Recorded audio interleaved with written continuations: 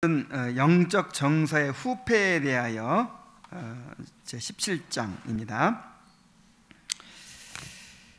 영적으로 새롭게 된 사람은 하늘에 속한 정서가 더욱 친화적으로 자라가야 마땅한 것입니다. 그런데 그것을 방해하는 것이 있습니다. 그것은 정서가 영적으로 쇠미하게 되는 경우입니다. 영적으로 새롭게 된 사람은, 거듭난 사람은 그 하늘에 속한 정서, 영적인 정서가 더욱 이렇게 자라가게 돼 있죠. 원래 생명은 자라가게 돼 있는 거예요. 생명은 어린아이를 낳았는데 안 자라가면 어떻게 되겠어요? 생명의 속성은 자라가는 것입니다. 그래서 우리가 거듭났으면 계속 자라가겠죠. 죽을 때까지 자라가는 거예요. 계속 자라가게 되는 거예요. 그런데 이제 이렇게 자라가야 되는데 오히려 점점 이렇게 시들어지는 그런 경우가 있다라고 하는 것입니다. 그걸 이제 영적 정서의 후패라 이렇게 이름을 붙였어요. 회개하고 새롭게 믿음 생활을 시작할 때는 대부분의 사람들의 정서는 매우 활발하고 능동적인 모습을 보입니다. 진정으로 회심하는 모든 사람들이 그러할 수 있습니다. 하나님께서 당신의 백성들의 심령 속에 신랑 되신 그리스도께 대한 사랑을 주입하십니다. 성령으로 말미암아 하나님의 사랑이 우리 마음에 부은 바 되미니 그랬어요. 그래서 이제 천주교에서는 이걸 이제 의가 주입된다, 뭐 이렇게 요걸 이렇게 잘못 이해를 하는데, 그게 아니라 이제 의롭다 하심 받은 건 완전하고요. 그리스도의 의로 우리가 완전해졌고 외적으로 완전해졌을 뿐만 아니라 법적으로 신분적으로 완전해졌을 뿐만 아니라 실제로도 우리 마음에 그리스도의 사랑을, 하나님의 사랑을 이렇게 부어 주신단 말이에요. 주입해 주신단 말이에요.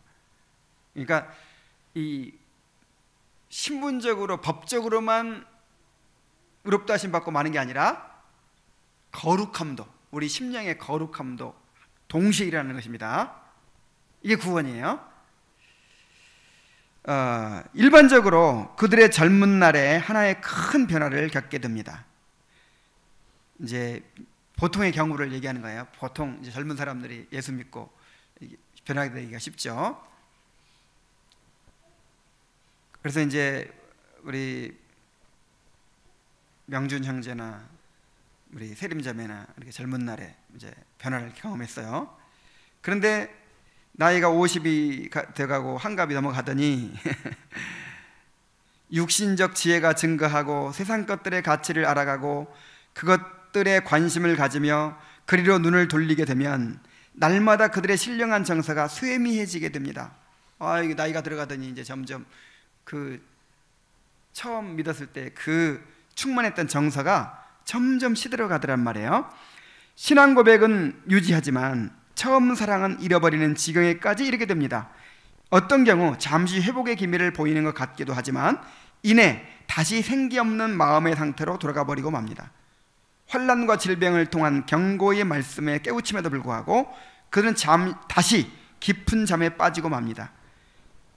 자, 이런 것들을 많이 보죠. 뭐 한때 뭐 여전도 회장하고 무슨 뭐 한때 청년회장하고 뭐 한때 막 뜨거워 뭐 산기도 다니고 막 새벽기도 다니고 이렇게 했다는 사람들 많이 만나봤죠. 근데 이제 그게 한때로 그치고 이렇게 나이가 들더니 결혼하고 뭐 나이 들고 하더니 이렇게 싹 사그라진 경우들을 이제 우리가 많이 보게 되는데, 이게 결코 정상이 아니라 이 말이에요. 결코. 왜냐? 이는 하나님의 은혜나 영의 생각과 정면으로 대치되는 것입니다. 여러분, 하나님의 은혜는 증진되게 되어 있다 그랬죠? 처음 포도주보다 나중에 주는 것이 더 좋은 거잖아요. 이 세상 모든 것들은요 갈수록 안 좋아져요. 갈수록. 그죠? 근데 하나님이 주시는 건 달라요. 하나님이 주시는 것은 갈수록 좋아지게 되어 있습니다. 이게 은혜의 속성이에요. 그런데 이 은혜의 속성과 정면으로 배치되는 거예요. 하늘에 속한 것들을 향하여 정서가 영적으로 동화되어 가는 것과도 정면으로 배치되는 것입니다. 그래서 우리가 주님을 닮아간다는 게 뭡니까? 우리 영적인 정서가 계속해서 이렇게 계속해서 성장해 가면서 주님을 닮아가는 거예요. 그렇죠? 말하자면 영적인 정서가 쇠미해지는데 막 주님을 닮아가, 이런 일은 있을 수가 없어요. 그러니까 이게 완전 비정상이죠. 이게 절대 정상이 아닌 것입니다. 자, 이제 이런 것을 어떻게 우리가 판단하고 분별해야 되는가에 대해서 오늘 공부하는 거예요. 자, 먼저 그런 영적 정서의 쇠약을 보이는 것 같으나 실상은 그렇지 않은 경우를 살펴봅시다. 전혀 잘못되지 않은 경우도 무슨 죄 때문이 아니라도 이렇게 되는 경우가 있어요. 그냥 이것은 하나님께서 인정해 주시는 경우예요. 자, 어떤 경우가 그런지 두 가지 경우가 있습니다. 하나는 자기의 모든 영적인 정서의 후패를 느끼며 자신의 영혼이 전혀 쓸모없는 것이라고 생각하는 시험의 때를 사람마다 겪기 마련입니다. 자, 무슨 때? 시험의 때가 있어요. 아무리 성령 충만한 사람도요, 경건한 사람도 반드시 이런 시험의 때가 있습니다. 청교도들은 그것을 영적인 밤? 막 이런 식으로 표현을 했어요. 그러니까 이렇게 하나님께서 일부러 그런 기회를 주시는 거예요. 내가 무슨 죄를 지어서가 아니라 하나님께서 우리의 갈망을 더욱 일으키시고 우리를 더욱 하나님을 간절히 찾게 만드시기 위해서 그냥 항상 그대로 가게 하시는 것이 아니라 뭔가 말씀의 은혜도 거두어버리시고 그럴 때가 있습니다. 그런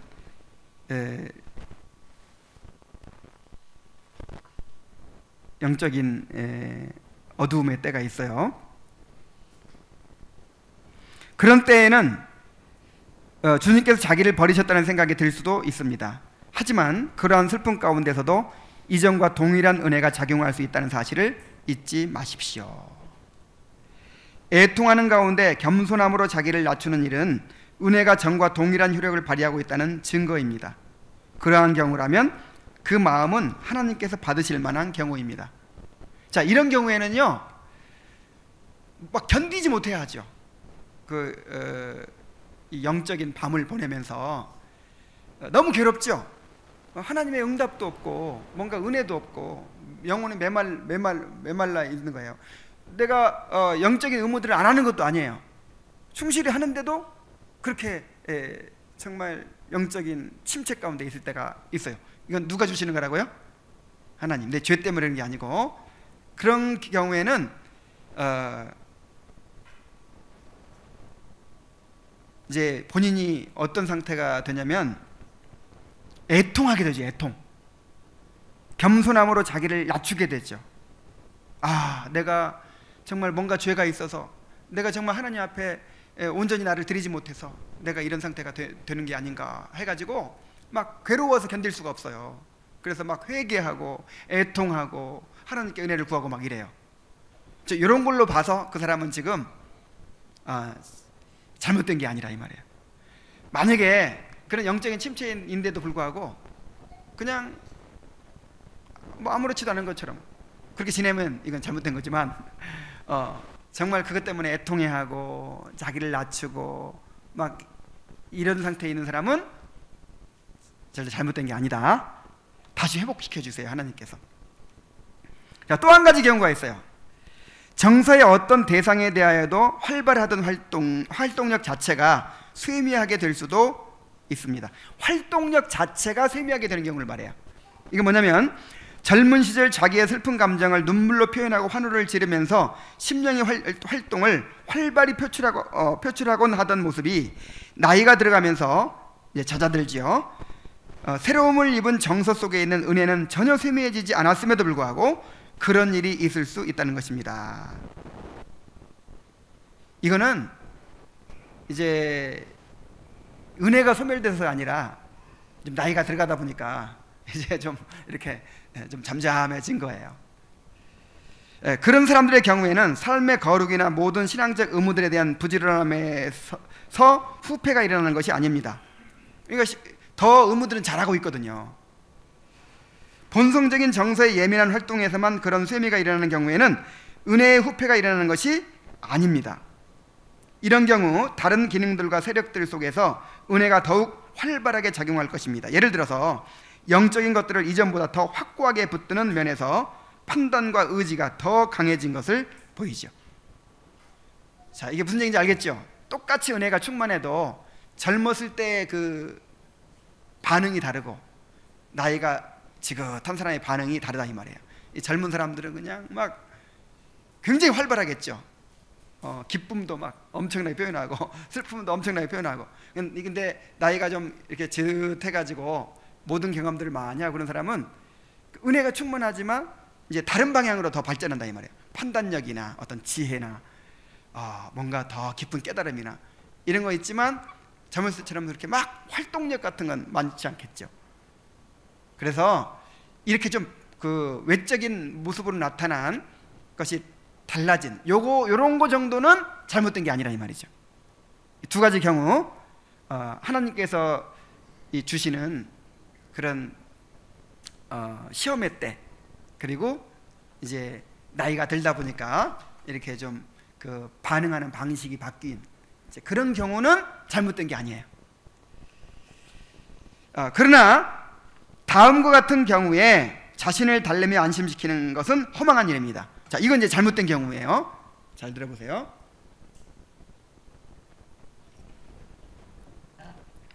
첫째로 정서가 방향을 바꾸어 영적이 아닌 것들을 향하여 활동을 시작하여 기민하고 능동적인 활동을 보이는 경우입니다. 처음에는 그냥 오로지 주님밖에 안 보였는데 이제 조금 은혜를 체험하고 나니까 이제는 뭔가 세상 것들이 보이기 시작하는 거예요. 세상 것들이. 그 대상들이 이 세상에서의 삶을 위한 합법적으로 누리게 되어 있고 위안을 하나님께서 허락하신 것들이라 할지라도 문제가 되는 것입니다. 그러니까 뭐 죄 짓는 거 아니라 하더라도 당연히 직장 생활 하는 것이고 당연히 자식 키우는 일에 열심히 내는 것이고 뭐 내 자기 개발하는 것이고 뭔가 이렇게 당연히 뭐 죄 짓는 거 아니지만 이제 뭔가 이 관심이 좀 옮겨진 거죠. 주님과 영적인 것들에서 이제 세상 것들로 옮겨졌어요. 그렇게 해가지고 영적으로 소멸해지는 것은 이제 문제가 있는 거란 말이죠. 어느 사람이 노인이 되어가면서 이 세상의 것들에 대하여 더 애착을 느끼고 하나님께 속한 것들을 사랑하는 것은 더 적어진다면 그것은 체질이 약해졌기 때문이 아니라 죄의 세력 때문에 생긴 것입니다. 그러니까 이게 지금 단지 나이가 들고 체력이 약해져서인지 아니면 세상에 대한 관심이 더 많아져서인지 요게 차이가 있는 거죠. 그것은 비참한 마음의 상태입니다. 그 상태를 보고 아무리 애통하여도 충분하지 않습니다. 그 경우는 생명과 평안을 가져오는 영의 생각과 정면으로 충돌하고 있는 것입니다. 그 경우는 매일 영혼을 죽음으로 위협하는 영혼의 소모 열병입니다. 그래서 우리가 흔히 그런 병이 있죠. 이렇게 몸에 기력이 빠져가는 병. 무슨 병이 그런 병이 있지? 이렇게 몸에 이렇게 힘이 없어져가는 병이 있잖아요. 이렇게 소모성 질환이라고 하나 그걸? 이렇게 당장 뭐 아프고 막 그러진 않아요. 근데 점점 이제 기력이 빠져가요. 점점 이제 관심사가 세상 것들이 되고 그러면서 영적인 그 힘이 점점 쇠약해져 가는 거예요. 자, 또 한 가지가 있어요.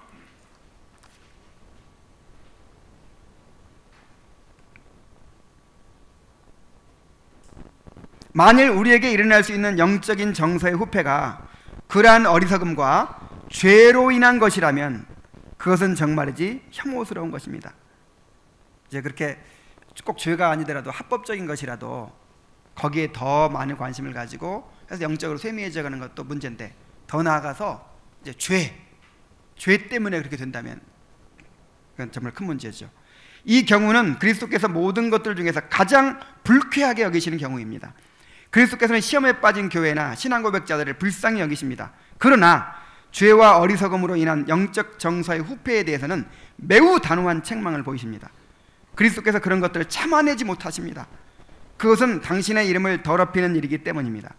당신을 믿는다고 고백하는 교회를 내치겠다고 경고하신 유일한 경우가 바로 이것입니다.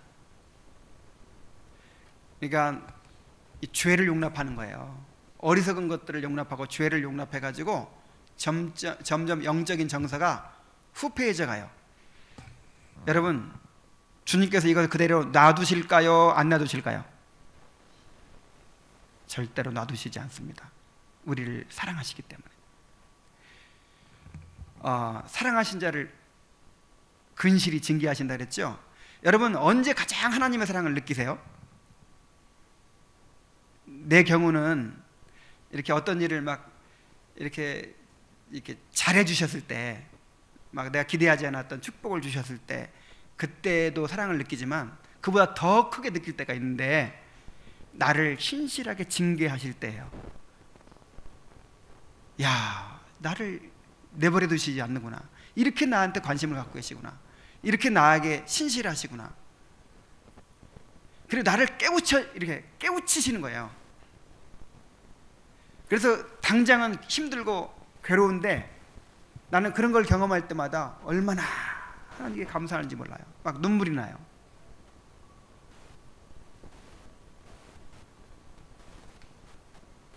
그래서 하나님은 당신의 사랑하시는 자들이 이렇게 영적인 정서가 쇠미해져 갈 때, 정말 하나님께 대한 사랑은 점점 식어가고 세상에 대한 사랑은 점점 커가고, 근데 버리지 않는 죄가 있어가지고 그것 때문에 자꾸 쇠미해져 가고, 이럴 때, 여러분, 이럴 때 그냥 내버려 두는 사람은요,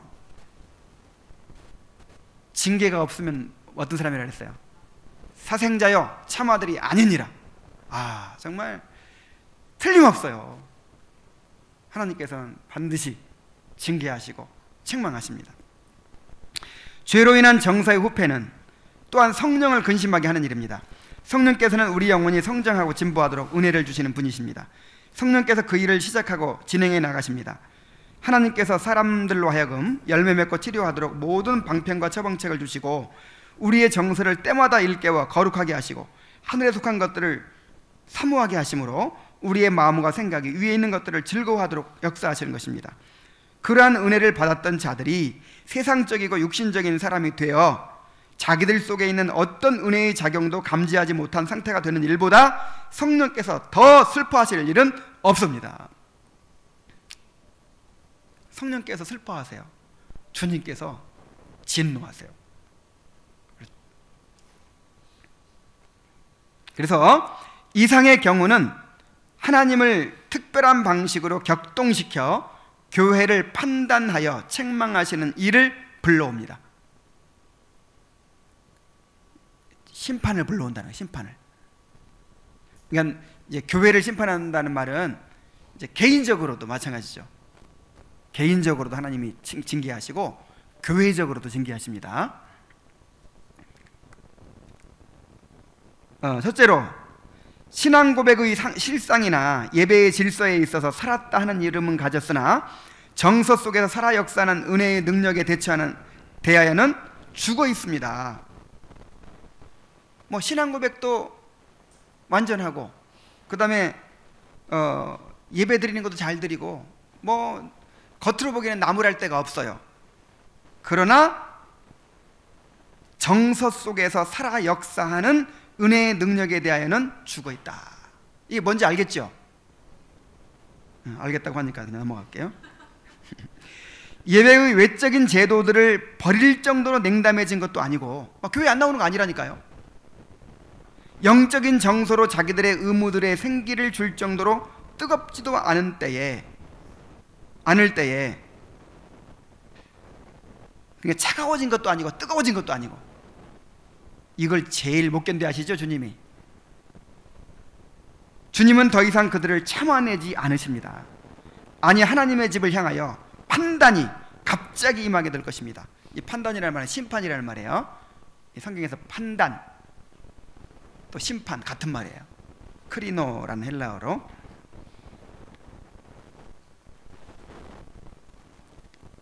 정말 이것이 하나님의 사랑이라고 했죠?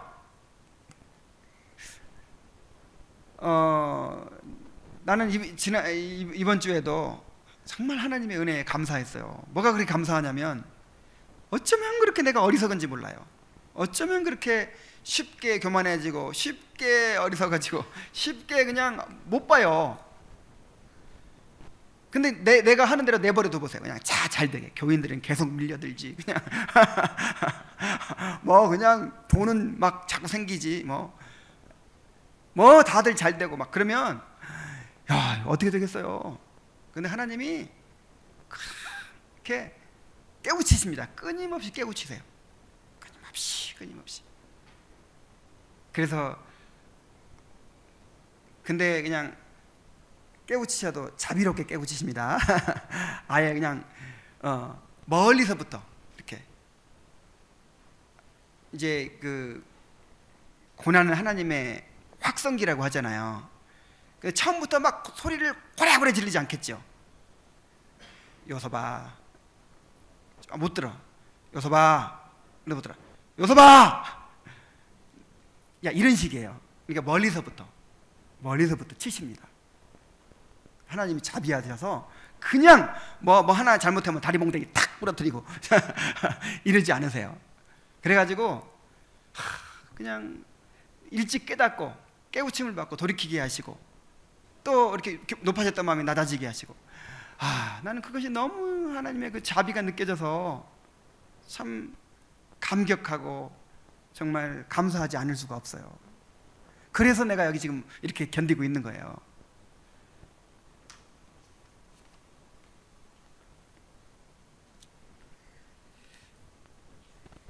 자, 또 그 경우는 하나님의 사랑을 확신하는 모든 위로와 절대로 배치되어 있습니다.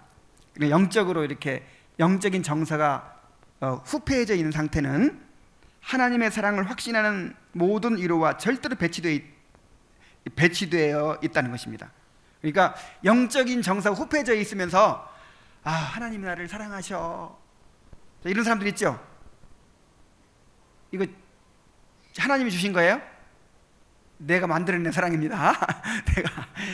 이건 절대로 그런 상태에서 하나님의 사랑을 느낄 수가 없도록 되어 있다 이 말이에요. 그러한 상태에 있는 자들이 하나님의 사랑을 확신하는 위로를 받고 있는 것 같은 모습을 보이려고 아무리 애를 써도 죄악적인 안일이지 주님의 은혜가 주는 확신이나 평강이 아닙니다. 여러분, 죄악적인 안일이 있어요. 죄악적인 안일. 저희가 안전하다, 평강하다 할 때 하나님의 심판이 임한다 그랬어요. 신앙 고백자들이 영적인 정서가 냉담하고 후패한 쪽으로 나아가게 되면 양심이 둔해지고 이지가 헛된 안도감에 빠집니다. 무슨 안도감? 헛된 안도감. 하나님이 나를 너무 사랑하신대. 응? 하나님 나를 너무 사랑하시고 그냥 내가 하는 일 다 잘 되게 해주시고 막 이래요. 이게 지금 하나님이 주신 거 아니라도 이렇게 느낄 수가 있어요. 그러므로 오늘날 자기들이 가졌다고 하는 평안의 근거들을 근실하게 점검하고 시험해보는 의무처럼 더 엄숙하게 강조할 것이 없습니다. 그렇지 않으면 라오디게아 교회가 빠졌던 상태로 들어갑니다. 라오디게아 교인들이 어땠어요? 나는 부유하다, 안전하다 그랬죠? 부유하여 뭐 부족한 것이 없다. 그게 영적인 얘기거든요. 라오디게아 교인들 생각할 때 자기들은 정말 신앙이 좋은 거예요. 너무 신앙이 좋고 하나님 사랑을 느끼고 있고 하나님의 복을 받고 있다고 느꼈어요. 근데 하나님 보실 때는 뭐라 그랬어요? 벌거벗고 눈 멀고 가련하다 그랬어요. 그래서 점검해야 된다고. 점검. 내가 이게 지금 헛된 안도감에 빠져 있는 것은 아닌지, 죄악적인 안일이 아닌지 자기를 살펴야 된다 이 말이에요.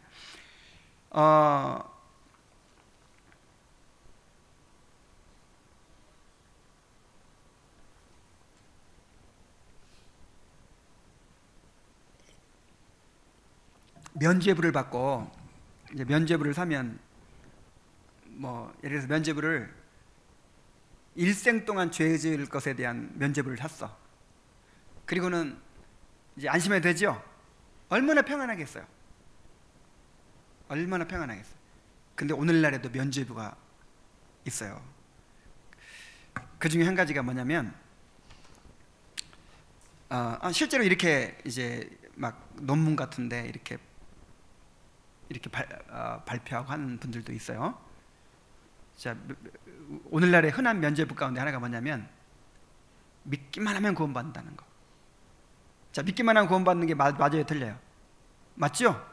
믿기만 하면 구원받습니다. 근데 그 믿기만 하면이라는 말이 그냥 영접 기도만 했으면 이제 그러니까 진짜 믿은 게 아니고 진짜 거듭나서 온전히 회개하고 믿은 게 아니고 그래서 삶을 완전히 돌이킨 게 아니고 그냥 내가 믿는다고만 한 거예요. 그냥 영접 기도만 한 거예요. 그랬으면 이제는 완전 구원받는다 이거죠. 그리고 절대 잃어버리지 않는다는 거예요. 어느 정도냐면 사형내 가지고 어떤 사람은 이제 영접시켰어요. 그리고 구원받은 것이 마귀가 의심을 줄 것입니다. 의심 일어나면 이 말씀으로 대처하십시오. 이렇게 이제 확신을 확실히 심어줬어요. 근데 그 사람이 교회를 안 나와. 그러니까 그 사람에 대해서 뭐라고 하냐면 구원은 받았는데 저 사람 구원은 받았는데 교회를 안 다녀요. 이러는 거예요. 여러분 맞는 말이에요, 틀린 말이에요? 여러분 구원받았으면 어떻게 교회를 안 나오겠어요? 이런 식이야. 그러니까 이렇게 믿기만 하면 구원받는다는 이런 값싼 복음, 이게 오늘날의 이 면죄부 가운데 하나예요. 그래서 구원받은 사람들처럼 평안을 누리는 사람이 없어요. 얼마나 평안합니까? 나의 마음속이 늘 평안해 하면서 그냥 뭐 죄 지으면서도 평안해요. 죄 지으면서도. 하나님의 은혜는 이런 것까지 다 사해 주시고.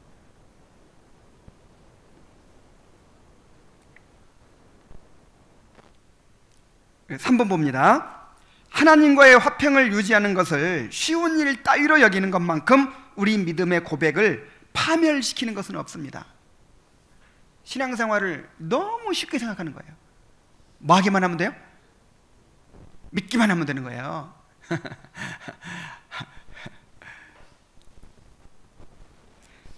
최선을 다하여 은혜의 모든 국면에서 번창하려고 애를 써야만 하나님과의 화평을 유지할 수 있는 것입니다. 우리 믿음의 전체 아름다움과 영광은 바로 여기에 달려 있습니다. 영의 생각은 생명과 평안이니라. 영의 생각으로 살아가지 않는데 어떻게 생명과 평안이 있냐 이 말이에요. 막 육신적으로 살아가는데도 생명과 평안을 누릴 수 있다. 이게 얼마나 잘못된 거냐 이 말이죠. 자, 그 다음에요. 앞에서 묘사된 후패는 악한 상태와 조건의 위험한 징후입니다. 그리고 그런 악한 조건에서 벗어나지 못하고 있으면 마지막 날에 외식자로 발견될 것입니다. 그래서 여러분 영적인 후패 가운데 있는 건 둘 중 하나예요. 물론 이제 둘 중 하나. 그러니까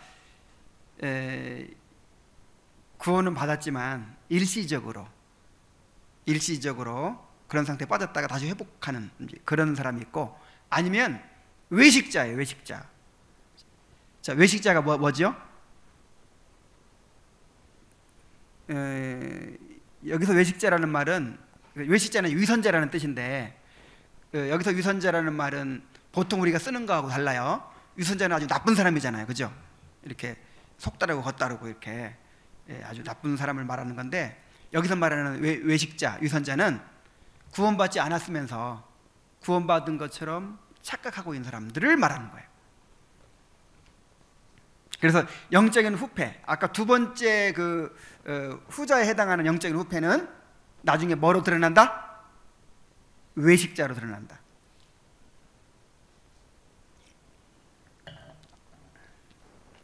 자, 그런 이들이 자기들은 외식자들이 전혀 아닌 채 하는 여러 증거들을 보였을 것이고 앞으로도 보일 것입니다. 진짜 구원받은 사람인 것처럼, 거듭난 사람인 것처럼 그렇게 신앙 고백도 분명하고 영적인 의무들도 잘 행하고 간증도 하고 그런 것들이 있을 거란 말이에요. 그리고 많은 일들에 있어서 진실성을 보이며 충분하게 만족하게 여깁니다. 그래서 그들이 외식죄라는 의심을 가지고 지켜보기가 불가능하게 됩니다. 그래서 잘 분간이 안 돼요. 그러나 이러한 이해는 외식에 대한 거짓된 개념에서 나온 것입니다. 그러니까 외식자는 그냥 뭔가 이렇게 그 바리새인 중에서 아주 악질적인 바리새인, 이제 그걸 외식자라고 생각하는 거예요. 여러분, 바리새인에 대해서 편견을 가지면 안 돼요. 바리새인도 아주 이 악질적인 바리새인이 있고, 여러분 니고데모나 요셉 어때요? 요셉, 니고데모. 거듭나기 전에 니고데모가 어떤 사람이었죠? 굉장히 선하잖아요. 거듭나기 전에 니고데모. 보통 그런 사람들이에요, 바리새인들이.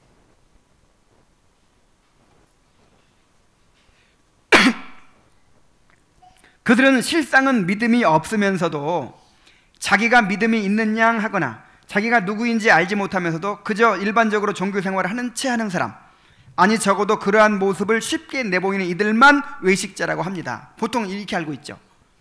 그러나 빛을 받고 신앙 고백을 하고 은사들을 가지고 의무들을 감당하면서도 진실함의 어떤 요점에 서든지 습관적으로 자원하는 마음이 없다면 그 사람은 외식자로 보아야 합니다. 그러니까 빛을 받았어요. 신앙 고백을 해요. 은사들을 가지고 의무들을 잘 감당해요. 그러나 진실함의 어떤 요점에 서든지 진실함의 어떤 요점에 서든지 습관적으로 자원하는 마음이 없다면 그 사람을 외식자로 보아야 합니다. 그 사람은 바리새인의 외식을 보이는 사람 못지않게 멸망에 처한 외식자입니다. 그랬어요.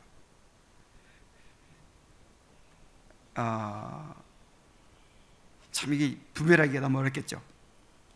자, 3번 봅니다. 물론 그렇다고 영적인 정서의 후패의 징후가 득세하는 사람마다 다 외식자라고 말하는 것은 아닙니다.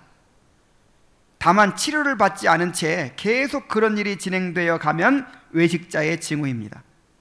지혜로워 자기 영혼에 관심을 가지는 이는 그런 징후가 발견되면 그 근절을 철저하게 탐색하지 않으면 쉼을 얻지 못할 것입니다. 그러니까 어떤 차이가 있어요?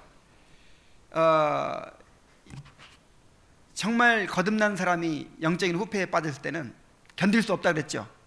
괴로워서 견딜 수 없어요. 괴로워서. 그래서 어떻게든지 회복하려고 막 애를 쓰겠죠. 근데 거듭나지 않은 사람이 그런 영적인 후패에 빠지면 어떻게 돼요? 뭐 견딜만 해요. 그냥 이렇게 가는 거예요. 왜냐하면 뭐 문제 못 느끼니까. 그래서 이거는 거듭난 사람만 느낄 수 있다, 그렇게 했잖아요.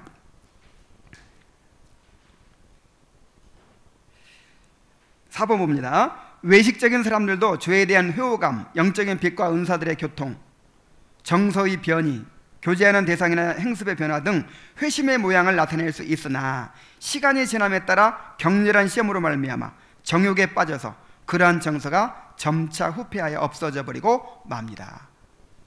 그러니까 항상 길게 봐야 한다 그랬죠. 길게. 5번, 자신들 속에서 이러한 후패를 발견하기는 하였으나 아직은 파멸적인 안일감의 세력에 들어갔거나 죄의 속임수로 충일하여 마음이 강팍하게 되어버린 것은 아닌 사람들이 있습니다. 그러니까 영적인 후패가 일어나고 있는데 그렇다고 무슨 죄에 빠진 것도 아니고 뭐 교회를 안 나오는 것도 아니고 그냥 뭐 이런 상태에 있는 사람들, 그런 이들은 자기들의 상태가 어떠한지에 대하여 점검하는 것이 마땅하다고 생각하지 않을 수 없게 된 것입니다. 정말로 자기들이 이제까지 그리스도와 친밀함을 계속 유지하였는지, 자기들이 정말 사랑으로 역사하는 믿음을 가지고 있었는지 살펴보고 점검하는 것이 마땅하다고 여기지 않을 수 없습니다. 자, 계속해서 무슨 얘기인지 아시겠죠? 그러니까 정말 거듭난 사람들은 이 영적인 정서가 이렇게 후패해져 갈 때 견딜 수가 없단 말이에요. 이거를 그냥 내버려 두고 있을 수가 없어요. 어떻게 하든지 이것을 회복하려고 애를 써요. 그러나 거듭나지 않은 사람은 그냥 일시적으로 돌밭에 떨어진 씨앗처럼 일시적으로 뭔가 이렇게 좀 변화가 있었다든지 뭐 은사가 있다든지 뭐 그런 사람들은 그걸 큰 문제로 여기지 않는다 이 말이죠. 큰 문제로 여기지 않고 그냥 그럭저럭 그렇게 그냥 영적인 후패 상태에서 신앙생활을 해요. 왜냐하면 겉으로는 큰 문제가 없으니까. 뭐 죄에 빠진 것도 아니고 남들이 알아보는 것도 아니고. 성경 전체가 증거하는 바와 같이 구원받을 만한 믿음은 그 본질상 방편들을 부지런히 사용하면서 번성하고 자랍니다. 그러나 뿌리가 없는 이 거짓되고 불완전한 역사는 결국 시들어버리고 맙니다. 그런 상태에 있는 자들은 거짓된 소망과 관념들로 자신들을 속이는 경향이 있습니다. 그래서 죄의 속임수로 가득한 마음은 자기들의 파멸에 대해서 둔감하게 되어 버립니다. 자, 7번입니다. 이런 해로운 열매가 산출되는 두 가지 방식이 있습니다. 하나는 어떤 정욕이나 죄악이 득세하는 경우이고, 다른 하나는 영적인 의무들을 게을리하고 세상 속에서 허망한 행습에 빠져드는 경우입니다. 그런 분위기 속에서 영혼은 파리해져 가고 기진되어 갑니다.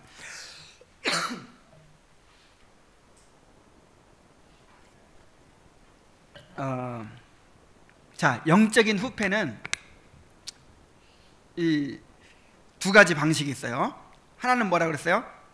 죄 때문에, 죄에 빠져가지고 영적으로 후패해져 가는 경우가 있고, 또 한 가지는 영적인 의무들을 게을리 해가지고,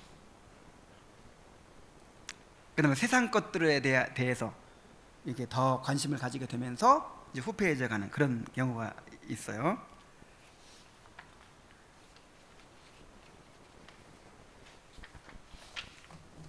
그래서 이제 자기를 잘 점검해야 되는데, 왜냐하면 이 존 오웬의 이 죄의 지배에 보면은 이 죄의 속성 가운데 하나가 뭐라 그랬어요? 속임이죠, 속임. 죄는 우리를 기만합니다. 속입니다. 그래서 헛된 소망을 갖게 만들고 이렇게 그를 깨닫지 못하게 만들죠. 그래서 죄악의 속임수로 영혼을 기만하는 세 가지 거짓된 개념이 있다는 거예요. 첫째, 자기들은 오직 하나의 죄만 졌다고 하는 개념입니다. 사람들은 생각합니다. 내가 아직은 이 죄만은 버리지 못하고 있지만 그럼에도 나는 끊임없이 하나님을 사랑하고 하나님께 예배드리는 의무들에는 넘치게 할 것이다. 나는 나의 처지와 환경 때문에 어쩔 수 없이 작은 죄를 지었을 뿐 모든 것은 잘 되어가고 있다고 말하려고 할 것입니다. 이것이 죄의 기만성입니다. 그 어떠한 죄도 하나님을 사랑하는 일과 공존할 수 없다는 사실을 잊지 마십시오. 저주스러운 세상의 정욕을 온전히 제거하지 않은 채 전적으로 하나님을 사랑하는 일은 불가능합니다. 속아 넘어가지 마십시오.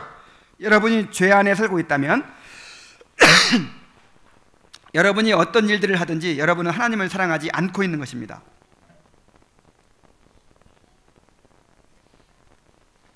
굉장히 중요한 얘기예요, 여러분. 굉장히. 그러니까 죄가 우리를 속이는 것 중에 하나가 뭐냐면, 내가 은밀하게 짓는 죄가 있어요. 은밀하게 버리지 않고 있는 이 죄. 근데 우리는 요거 하나 정도는 하나님이 봐주시겠지. 그리고 내가 다른 거 다 잘하니까, 다른 거 다 잘하고 할 거니까 요거 하나 정도는 하나님께서 용납하시겠지, 이런 이제 마음이 있어요. 물론 하나님께서 어느 정도 기다려 주십니다. 기다려 주십니다. 나도 기다려 주시더라고요. 근데 절대로 끝까지 기다려 주시지 않습니다. 왜냐하면 그것은 암덩어리에 왔거든요. 그거 하나가 우리를 다 부패시키거든요. 반드시 처리하십니다. 하나님은 절대로 그냥 넘어가시는 분이 아니에요. 아유, 하나님 무서운 분이에요. 절대로 그냥 넘어가시지 않습니다. 아브라함의 모든 부족함들 다 받아주시죠. 하나없이 기다려주시죠. 나중에 뭐 요구해요? 독자 이삭을 번제로 드리라고 하잖아요. 하나님은 우리를 오래 참아주시고 기다려주시지만 우리를 결국 어디로 끌고 가신 줄 아세요? 우리의 독자 이삭까지 온전히 드리게 하십니다. 우리는 거기 가야 돼요.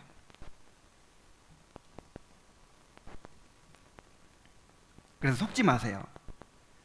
내가 이 죄는 버리지 못하고 있지만 대신 내가 헌금은 많이 드리고 내가 대신 성경 많이 읽고 내가 대신 다른 것 잘하면 이게 컴플라치가 될 수 있지 않을까. 절대 그렇지 않다는 거예요. 이 죄와 하나님께 대한 사랑이 공존할 수가 없다는 거예요. 절대로. 그 죄를 뿌리 뽑아야 돼요. 철저하게. 자, 무슨 얘기인지 아시겠죠? 자, 두 번째로, 여러분 혹시 한동안만 정욕적인 즐거움을 채우다가 파멸의 상태에 다다르기 직전에 그 죄를 그만둘 수 있다고 생각합니까? 자, 또 다른 속임이죠. 그러니까 죄의 속임이 너희 한 가지뿐이잖아. 요거 정도는 용납하실 거야. 다른 거 잘하면 되잖아. 이런 속임이 있고, 또 어떤 속임이 있어요? 잠깐만, 시간적으로 이제 잠깐만 이렇게 하다가 나중에 버리면 되잖아. 자, 이런 속임이 또 있어요. 그렇지 않습니다. 그럴 수 없습니다. 이러한 개념 역시 죄의 기만성을 보여줍니다. 지금 당장 죄를 그만둘 마음이 전혀 없거나 죄를 버리고자 진지하게 부단하게 애를 쓰지 않는 사람들도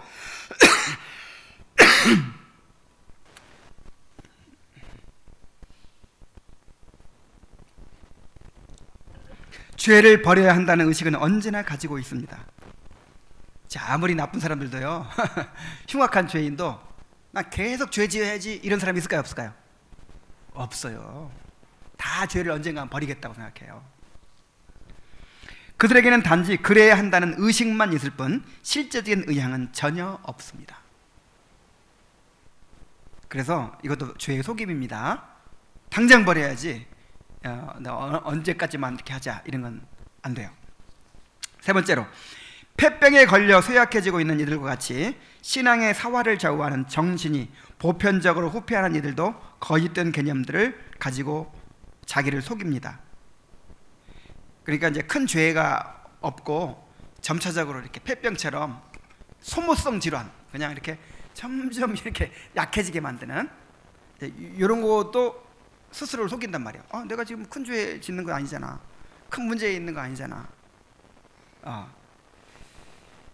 자신을 신뢰하지 않을 어떤 이유를 가지고 있어도 그 조건이 어떤 이들이 이해하는 대로 약하여 경고를 받을 정도는 아니라는 식으로 생각할 수 있습니다. 양심이 공포심과 불안으로 채워질 정도의 엄청난 어떤 죄를 범한 것은 아니라는 생각에서 이러한 의식이 나올 수 있습니다. 그러나 이것도 거짓된 개념입니다. 죄로 인한 정서의 후퇴는 그 어느 것도 위험하지 않은 것이 없습니다. 그런데도 그들은 나름대로 만들어낸 논리와 구실로 은근히 자신의 죄를 묵인해주고 싶은 것입니다. 자, 무슨 얘기인지 아시겠죠? 그래서 여러분도 이거 느끼고 계시죠? 하나님의 그 기준은 사람마다 다 다릅니다. 은겸이한테 요구하는 기준이 다르고,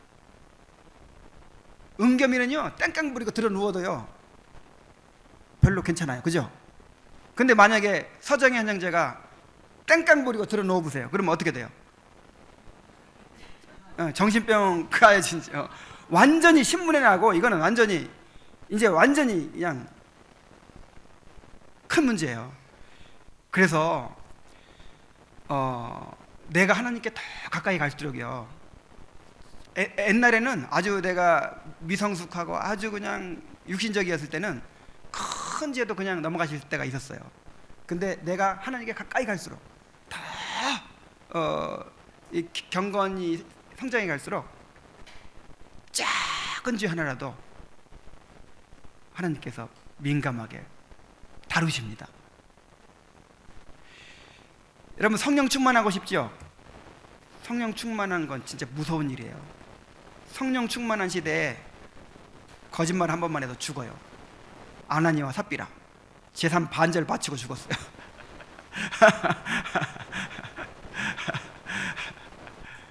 정말이에요. 하나님을 가까이 할수록 죄가 더 커지는 거예요.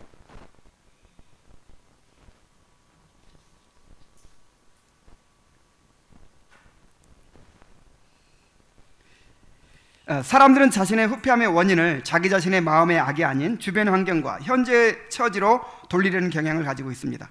그래서 환경이 바뀌기만 한다면 언제든 영적인 것들에 대한 이전의 사랑이나 즐거움으로 돌아갈 수 있을 거라고 생각합니다. 그러나 결코 그렇지 않습니다. 침륜의 수령에 빠져서 다시 회복되는 일만큼 어려운 일은 없습니다. 여러분 착각하지 마세요. 지금 내가 이렇게 누리고 있는 거 내가 맘만 먹으면 다시 잃어버렸다가도 언제든지 회복할 수 있다. 하나님이 그것도 허락해 주셔야 되는 거예요. 절대 내 마음대로 할 수 있는 거 아니에요. 그래서 여러분 속에 영적인 조건이 후패해져 간다고 느끼고 있습니까? 만약 그러하다면 정서의 회복을 위해 간절하게 소원하며 노력을 기울여야 합니다. 그렇지 않는다면 생명과 소망에 대한 기대는 어느 누구도 가질 수가 없습니다. 그래서 영적인 정서가 후패해져 있어요. 그런데도 이게 당연한 것처럼 그냥 뭐 문제의식을 못 느껴요. 그 사람 외식자예요. 거듭난 거 아니에요. 정말 거듭난 사람은 그런 상태로 괴로워서 살 수가 없어요.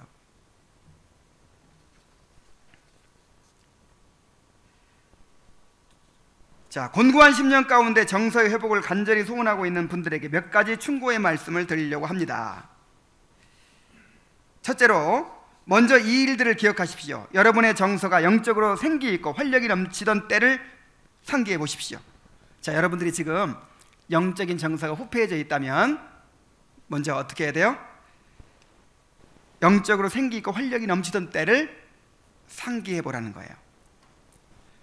다윗의 기도 보세요. 내 하나님이여, 내 영혼이 내 속에서 낙심이 되므로 내가 요단 땅과 헤르몬과 미사일산에서 주를 기억하나이다. 그래서 주를 기억한다는 말은 주님께서 막 은혜를 주셨을 때, 내가 그 은혜를 체험하고 내 영적인 정서가 충만했던 때, 그때를 이제 기억하는 것이죠. 주님은 우리에게 권고하셨습니다. 어디서 떨어진 것을 생각하라. 이게 에베소 교인들의 준 권면이죠. 처음 사랑을 버렸느니라 그러면서 네가 어디서 떨어진 것을 생각하라 그랬어요. 하나님을 버리고 멀리 떠났을 때 여러분이 얻었던 것은 무엇입니까? 자, 내가 그렇게 충만했던 때를 생각하고 하나님을 버리고 떠났던 때 그 결과를 비교해 보라는 거예요.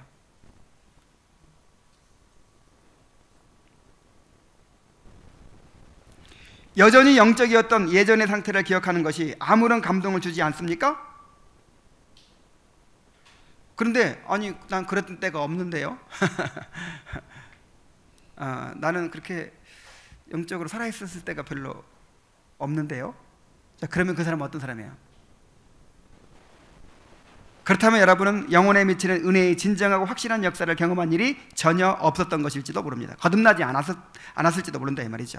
여러분은 인정하고 싶지 않겠지만 여러분들이 감당했던 모든 영적인 의무들 속에 하나님과의 진정하고 진리에 합당한 교제가 없었다고 밖에는 말하지 않을 수 없습니다.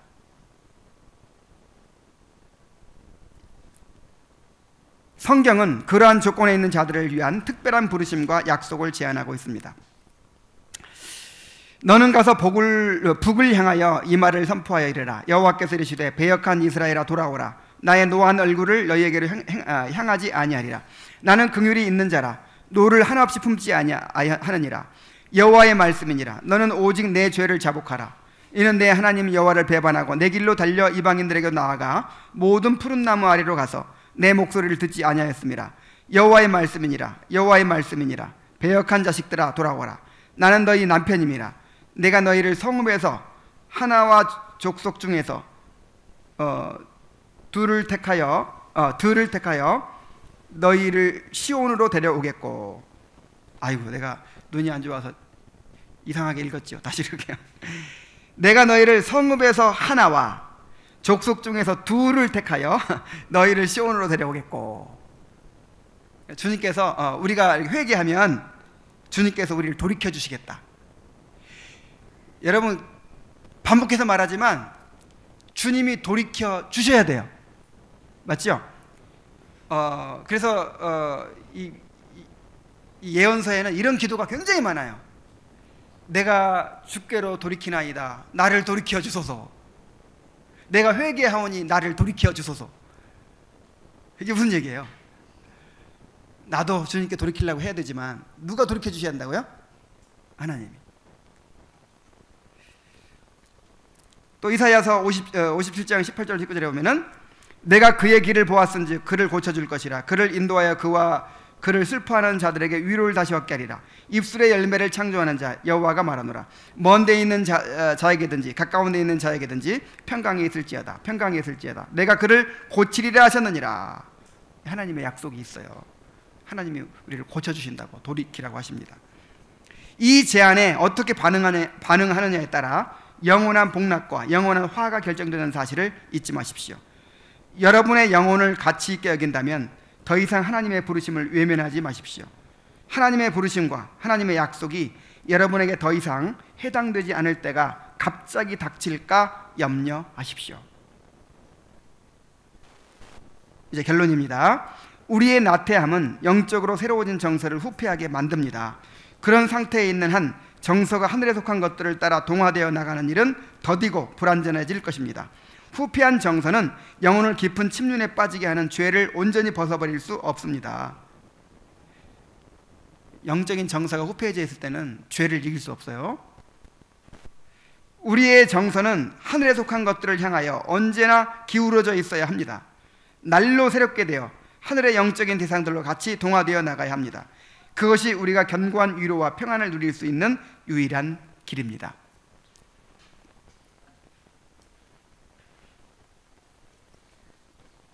그러니까 우리의 구원이 과정이 있는 거예요. 과정이. 그러니까 하나님의 영원 속에서 하나님이 작정하신 것은 우리의 시간 속에서 성취된다. 이 원리를 기억하세요. 하나님이 구원하신 사람은 반드시 구원받죠. 하나님 차원에서만 자꾸 생각하니까 내가 구원받았으면 아무렇게 살아도 결국 천국 간다. 이런 이상한 말이 나오는 거예요. 구원받은 사람은 아무렇게 살아도 천국 가게 하나님 구원하시는 것이 아니고 영적인 정서가 하늘의 것들을 사모하고 갈망하고 주님을 바라보고 그렇게 계속해서 성장해 가다가 천국 들어가는 거예요. 이 과정이 없이 뚝딱 그렇게 되는 게 아니라니까요. 내가 너를 서울대 보내주겠다. 이제는 우리나라에 최고 가는 교사가 과외 선생이 나를 제자 삼았으니까 나는 이제 아무렇게나 살아도 서울대 간다. 말이 됩니까? 어떻게 서울대 가게 해줘요? 공부 열심히 하게, 성적 계속 올라가게 해줘가지고 서울대 가게 해주는 거지. 그래서 정말 거듭난 사람은 계속해서 자기의 영적인 영적인 정서의 후패에 대해서 절대로 내버려 둘 수가 없어요. 괴로워서도 그냥 견딜 수가 없어요. 애통하고 회개하고 하나님께 부르짖고 어떻게 해서라도 회복해 나가려고 합니다. 그러나 그런 상태를 당연한 것으로 여기고 어떻게 되겠지, 환경 탓하고 하면서 그렇게 살아가는 사람은 외식자일 가능성이 많다 이 말이에요. 이거는 은혜의 속성과 배치되는 일이고, 이거 성령의 역사와도 배치되는 일이고, 이것은 정말 이 거듭남의 은혜가 없는 사람일 가능성이 많은 거예요. 정말 거듭난 성도로서 그렇게 영적인 후패에 대해서 자신을 잘 점검하고 정말 어떻게 해서든지 은혜의 수단을 붙들고 돌이키는 그런 성도들 되시기 바랍니다. 자, 기도하겠습니다.